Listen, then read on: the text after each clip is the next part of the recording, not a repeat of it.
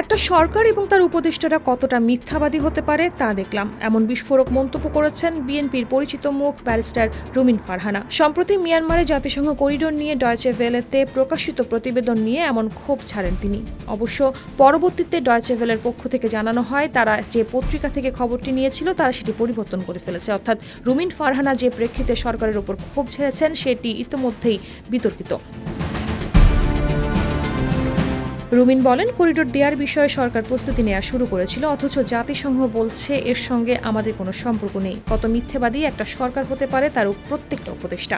জনগণের প্রতিরোধের মুখে নিরাপত্তা উপদেষ্টা বললেন, আমরা কোনো করিডোরের দিকে যাচ্ছি না, আমরা একটি হিউম্যান চ্যানেল তৈরি করব।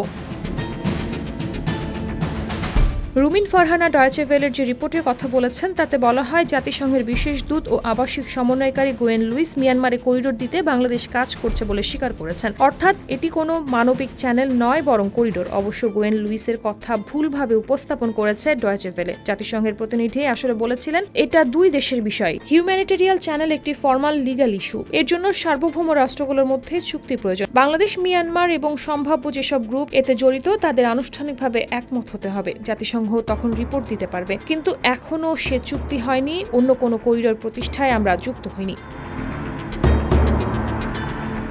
অর্থাৎ তার বক্তব্যে কোথাও করিডোর প্রতিষ্ঠায় বাংলাদেশ কাজ করছে এমন স্পষ্ট ইঙ্গিত নেই। লুইসের বক্তব্যের ভুল ব্যাখ্যা দেয় ডয়চে ভেলে। পরে তারা এ বিষয়ে বিবৃতি দিয়েও সেটি পরিষ্কার করে।